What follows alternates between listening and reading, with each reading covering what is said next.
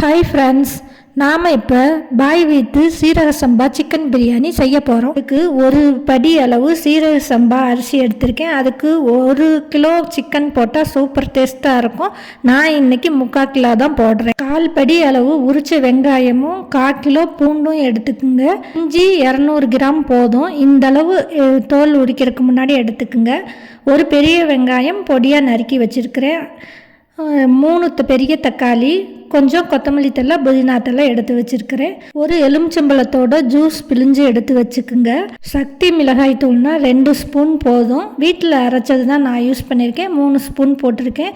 அதே மாதிரி பிரியாணி மசால் வீட்டில் அரைச்சது தான் நான் போடுறேன். அது 2 ஸ்பூன் போட்டுக்கணும்.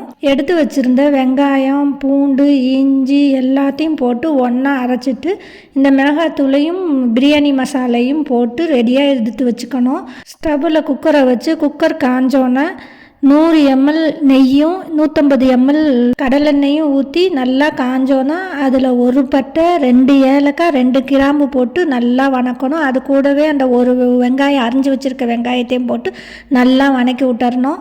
வணக்கின வெங்காயம் பொன்னிறமாக வந்தோன்னே நாம் இஞ்சி பூண்டு மசாலா அரைச்சி வச்சுருக்கோம்ல, அதுலேருந்து ஒரு கரண்டி எடுத்து போட்டு வணக்கணும். வணக்கிட்டு எண்ணெய் பிரிஞ்சு வந்தோன்னே சிக்கன் வாஷ் பண்ணி வச்சுருக்கிறத எடுத்து போட்டு அந்த எண்ணெயில் நல்லா வணக்கணும். இப்படி தண்ணி சத்துலாம் போய் எண்ணெய் பிரிஞ்சு வர்ற வரைக்கும் வணக்கிட்டு மிச்ச மசாலா கொட்டணும். இதுதான் முக்கியமான டிப்பே. முதலையே எல்லா மசாலையும் போட்டுறக்கூடாது. கொஞ்சோன்னு ஒரு கரண்டி மசாலில் சிக்கனை போட்டு வணக்கிட்டு அப்புறமேல் தான் முழு மசாலையும் கொட்டணும். தேவையான அளவு உங்களுக்கு எவ்வளோ தேவையோ அந்த அளவு உப்பு சேர்த்துக்குங்க. நல்லா வணக்கி விடுங்க. வணக்கினோம்னா நல்லா எண்ணெய் பிரிஞ்சு வந்துடும். அதுக்கப்புறம் தக்காளி அரிஞ்சு வச்சுருக்கிறதையும் போட்டு நல்லா வணக்கணும். தக்காளி நல்லா உருவம் தெரியாமல் கலைஞ்சிடணும். முக்கியமாக பிரியாணிக்கு டேஸ்ட்டே நல்லா வணக்கறதுல தான் இருக்குது. இப்போ வணக்க வீடே நல்லா பிரியாணி வாசம் கம்முன்னு அடிக்கும். இந்த மல்லித்தலையும் தூக்கி போட்டு புதினா தலையும் போட்டு நல்லா வணக்கி விடணும். வணக்கி விட்டு கொஞ்ச நேரம் நல்லா வெயிட் பண்ணுங்கள். இந்த தக்காளி உருவம் தெரியாமல் நல்லா வணங்கிடணும். எண்ணெய் பிரிஞ்சு வந்துடணும். அதுக்கப்புறம் 1க்கு 1.5 பங்கு தண்ணி, நாம் இப்போ 1 கிலோ அரிசி எடுத்துருக்கோம். 1.5 படி தண்ணி ஊற்றணும். அரிசி எந்த படியில் அளக்குறோமோ அதே படியில் தண்ணி அளந்து ஊற்றினா தான் நல்லா திட்டமாக கரெக்டாக இருக்கும். சோறு குழஞ்சி போகாது. குக்கரை மூடி ஒரு விசில் விட்டுறணும். இப்போ நாம் எடுத்து வச்சுருக்கிற அரிசியை, அந்த 1 படி அரிசியை தண்ணி ஊற்றி ஊற வைக்கணும். 10 நிமிஷம் தான் சீரக சம்பா அரிசி ஊற வைக்கணும். சிக்கனுங்கிறதுனால ஒரு விசில் விட்டால் போதும். கொஞ்சம் கூட தண்ணி இல்லாமல் அரிசியை நல்லா வடிச்சிடணும். தண்ணி வடிச்சிடணும். அரிசியிலேருந்து அரிசி எடுத்து போட்டு இப்படி நல்லா கிண்டணும். நல்லா கொதி வந்தோன்னே இந்த ஸ்டேஜில் தான் உப்பு காரம் பார்க்கணும். ஒரு கரண்டியில் நல்லா எண்ணெயெல்லாம் பிரித்து விட்டுட்டு வெறும் தண்ணியை மட்டும் எடுத்து பார்க்கணும்.